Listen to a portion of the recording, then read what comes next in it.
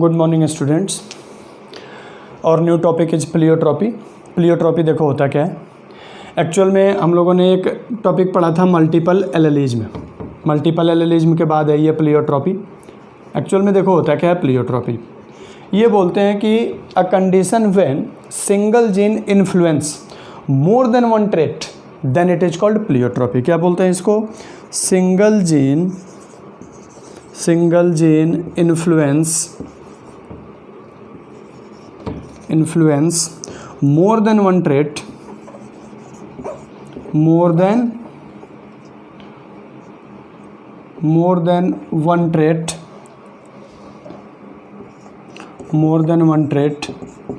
then it is called pleiotropy. More than one trait then it is called pleiotropy. होता क्या है इसको compare कर लेते हैं थोड़ा सा हम मल्टीपल एलेलिज्म से। मल्टीपल एलेलिज्म में क्या था? मल्टीपल एलेलिज्म में ये था कि वन जीन, उसमें क्या था? वन जीन, क्या जीन का नाम था? आई जीन। दूसरा क्या था? Many allele. मैनी एलील के रूप में क्या थे? 3 एलील थे, आई ए, आई बी और आई ओ या स्मॉल आई। और एक सिंगल कैरेक्टर था। सिंगल कैरेक्टर क्या था? तो ब्लड ग्रुप। सिंगल कैरेक्टर था या सिंगल ट्रेट था। क्या था? तो ब्लड ग्रुप। तो अगर देखा जाए इसमें ठीक इसका उल्टा है। सिंगल जीन इसमें भी है, सिंगल जीन यहाँ भी है। यहाँ मैनी एलील है, यहाँ वन एलील है। इसमें सिंगल ट्रेट है, इसमें मैनी ट्रेट है। ध्यान रखो, फिर से सुन लो। दोनों में ही सिंगल जीन है। वन जीन यहाँ भी है, वन जीन यहाँ भी है। यानी प्लियोट्रॉपी में भी एक जीन है, इस मल्टीपल एलेलिज्म में भी एक जीन है। लेकिन प्लियोट्रॉपी में क्या है कि सिंगल जीन वन एलील। एक जीन का क्या था? One allele. यहाँ भी वन एलील है, लेकिन यहाँ क्या है? मैनी एलील है। दूसरा क्या है? यहाँ पे सिंगल कैरेक्टर वन ट्रेट है और यहाँ क्या है? मोर देन वन ट्रेट है। इसमें वन एलील है लेकिन ट्रेट क्या है? मोर देन वन ट्रेट।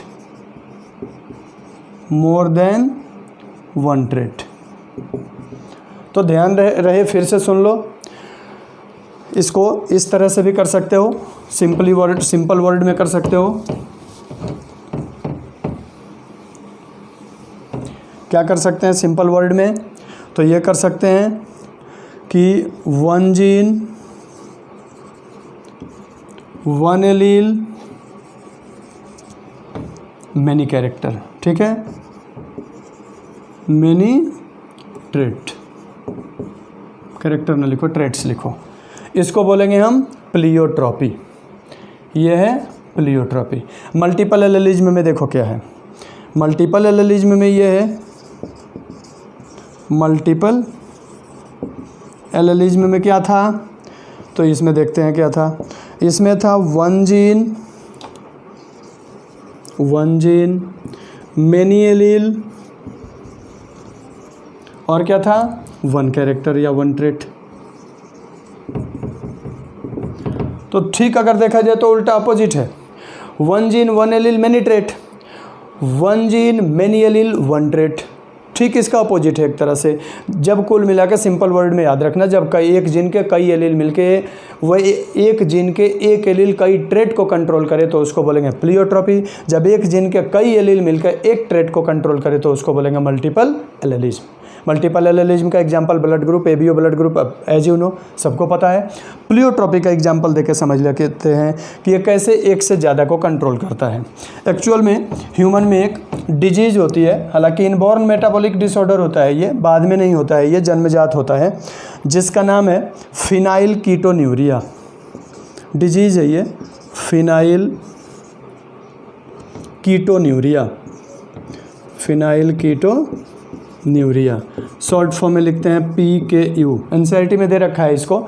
नई वाली एनसीईआरटी में तो बीच में दे रखा है, पुरानी वाली एनसीईआरटी में लास्ट वीक में जो 4 पेज दे रखे होंगे उसमें दिया होगा फिनाइल कीटोन्यूरिया को। देखो होता क्या है, ये एक्चुअल में एक डिजीज़ होता है जिसमें हमारे बॉडी में स्किन पिगमेंटेशन हो जाता है, हेयर लॉस हो जाता है, मेंटल रिटार्डेशन हो जाता है। छोटा बच्चा है तो उसको मतलब मेंटली रिटायर्ड रहेगा, मानसिक रूप से वो छीड़ रहता है, डेवलप्ड नहीं रहता है मानसिक रूप से। होता क्या है ये देखो, एक्चुअल में हमारे बॉडी में सबको तुम्हें पता भी होगा 20 एमिनो एसिड होते हैं। इस 20 एमिनो एसिड में से कुछ एमिनो एसिड ऐसे होते हैं जो एसेंशियल होते हैं, हमें उसे फूड के थ्रू लेना ज़रूरी है, वो एसेंशियल होते हैं। कुछ एमिनो एसिड ऐसे होते हैं जिसको हमारी बॉडी बनाती है, उसको हम बोलते हैं नॉन एसेंशियल, उसको फूड के थ्रू लेना ज़रूरी नहीं होता है। अब होता क्या है, इसी में से एक एमिनो एसिड है जिसका नाम है फिनाइल एलेनिन। एक एमिनो एसिड है फिनाइल एलेनिन। ये फिनाइल एलेनिन एमिनो एसिड जो होता है हमारे लीवर में बनता है, लेकिन ये फिनाइल एलेनिन इतना लार्ज अमाउंट में बनता है कि अगर इसको ऑक्सीडाइज नहीं किया गया तो हमारे ब्लड में बहुत एक्सेस हो जाएगा, और अगर ये एक्सेस हो गया ब्लड में तो जाके ब्रेन में हमारे एक्यूमुलेट होता है, और जब ब्रेन में एक्यूमुलेट होगा तो ये मेंटल रिटार्डेशन कर देगा। तो ज़रूरी है कि इस फिनाइल एलेनिन को ऑक्सीडाइज किया जाए। इसको ऑक्सीडाइज करने के लिए एक एंजाइम है, उस एंजाइम का नाम है फिनाइल एलेनिन हाइड्रोक्सिलेज। मैं यहाँ लिख देता हूँ उसका नाम, फिनाइल एलेनिन हाइड्रोक्सिलेज। ये एंजाइम अगर मिलेगा ये एंजाइम अगर हमारे लीवर में बनेगा तब तो फिनाइल एलेनिन ऑक्सीडाइज होगा। किस में ऑक्सीडाइज होगा? टाइरोसिन में ऑक्सीडाइज होगा। ध्यान रहे, टाइरोसिन भी एक एमिनो एसिड है, यानी फिनाइल एलेनिन का ऑक्सीडेशन दूसरी एमिनो एसिड में होता है टाइरोसिन, या फिर यूटिलाइज हो जाता है, ये एक्सेस नहीं हो पाता है हमारे बॉडी में। तो फिनाइल एलेनिन को ऑक्सीडाइज करने का काम जो फिनाइल होगा यहाँ पे, फिनाइल एलेनिन को ऑक्सीडाइज करने का काम जो एंजाइम करता है उसका नाम है फिनाइल एलेनिन हाइड्रोक्सिलेज। ये एक एंजाइम है।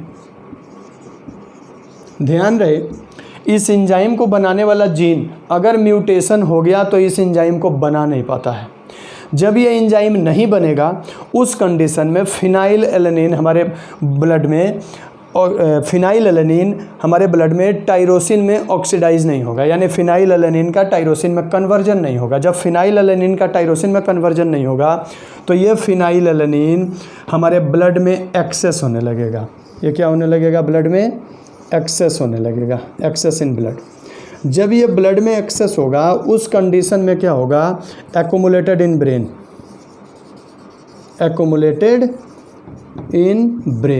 ये हमारे ब्रेन में एक्यूमुलेट होगा। अगर ब्रेन में एक्यूमुलेट हो गया तो उस कंडीशन में क्या करेगा? Mental retardation. जो चाइल्ड होगा मेंटली सफ़र करेगा, मेंटली अनडेवलप्ड रहेगा। मेंटल रिटार्डेशन के अलावा क्या क्या करेगा? तो स्किन पिगमेंटेशन, स्किन में वाइट स्पॉट बनने शुरू हो जाएंगे जिसको हम बोलते हैं स्किन पिगमेंटेशन। और क्या करेगा? Reduction in hair.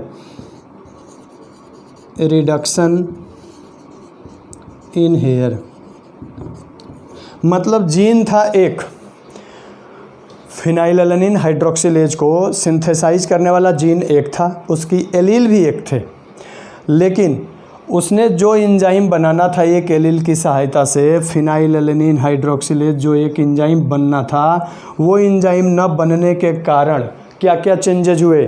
तो एक चेंजेज ये हुआ, मेंटल रिटार्डेशन हो गया। दूसरा क्या हुआ? Skin pigmentation. तीसरा क्या हुआ? Reduction in hair. एक अकेला जीन, एक अकेला एलील 3 कैरेक्टर को इन्फ्लुएंस कर रहा है। इस जीन को प्लियोट्रॉपिक जीन बोलते हैं और फिनोमिनॉन को प्लियोट्रॉपी बोलते हैं। उस जीन को बोलेंगे प्लियोट्रॉपिक जीन और फिनोमिनॉन को हम बोलेंगे प्लियोट्रॉपी। एक चीज़ और याद रहे, जैसे 3 कैरेक्टर है, ये प्लियोट्रॉपिक जीन जो होता है ये सभी कैरेक्टर को इक्वली इन्फ्लुएंस नहीं करेगा। कुछ कैरेक्टर को ये क्या करता है कि मतलब ग्रेटर इन्फ्लुएंस करेगा, यानी ज़्यादा इम्पैक्ट डालेगा कुछ कैरेक्टर के ऊपर या कुछ ट्रेट के ऊपर। तो वो ट्रेट जिसके ऊपर इसका इन्फ्लुएंस ज़्यादा रहता है उसको बोलते हैं प्राइमरी इफेक्ट, उसको बोलेंगे प्राइमरी इफेक्ट। और कुछ ट्रेट के ऊपर ये लेसर इफेक्ट डालता है, उसको बोलते हैं सेकेंडरी इफेक्ट। तो इस तरह से दो इफेक्ट होते हैं इसके प्लियोट्रोपिक जीन के, एक होता है प्राइमरी इफेक्ट जो ग्रेटर इन्फ्लुएंस होता है और एक होता है सेकेंडरी इफेक्ट जो लेसर इन्फ्लुएंस होता है। अब जैसे इसमें मेंटल रिटार्डेशन प्राइमरी इन्फ्लुएंस में आता है, प्राइमरी इफेक्ट में आता है, सबसे ग्रेटर इम्पैक्ट डालता है।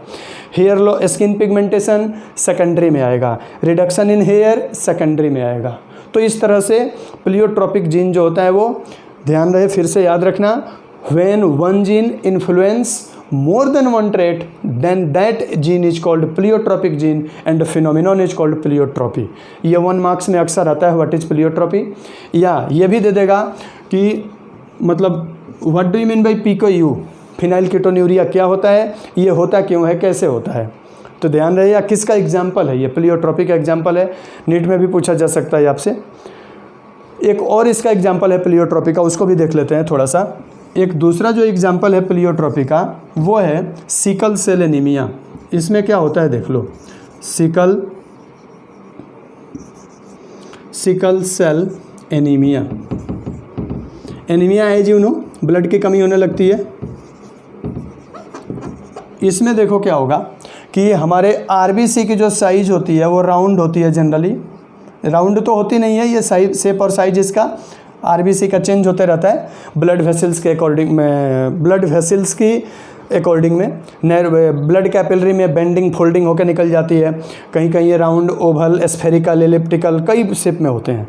लेकिन अगर इसमें सिकल सेल एनीमिया है जिस पर्सन को, उसकी आरबीसी राउंड कभी नहीं होगा, वो एक स्पेशल फिक्स शेप में आ जाता है, सिकल लाइक हो जाता है, मून लाइक हो जाता है। सिकल यानी हंसी आकार, हंसी के दराती के आकार का हो जाता है ये आरबीसी की ऑक्सीजन कैरिंग कैपेसिटी घट जाती है। इसमें भी सिंगल म्यूटेशन का कारण होता है, आगे हम डिजीज़ में पढ़ेंगे, जेनेटिक डिजीज़ में इसको, मेंडेलियन डिसऑर्डर और क्रोमोसोमल डिसऑर्डर, उसमें पढ़ेंगे इसको हम। सिकल सेल एनीमिया जिन म्यूटेशन का कारण ये भी होता है।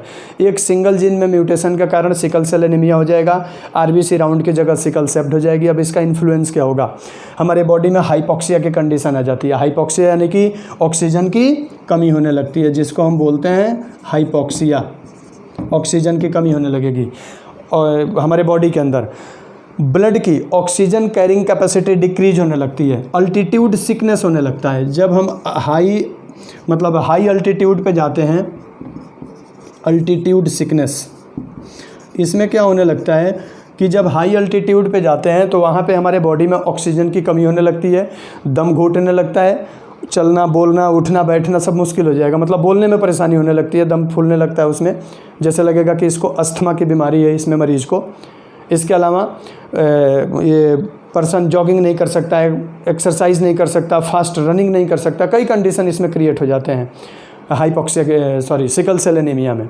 तो इसमें भी सिंगल जीन हुआ, लेकिन उसने किया क्या, कई सारे कैरेक्टर को इन्फ्लुएंस कर दिया, जैसे इसमें भी था। तो ये प्लियोट्रोपिक था या प्लियोट्रोपी जीन था या प्लियोट्रोपी था। इसको 1 मार्क्स या 2 मार्क्स में बोर्ड में आता है, नीट में भी पूछा जा सकता है। इसको पढ़ लेना, नोट्स इसके मैं अपलोड कर दूंगा। Okay, thank you.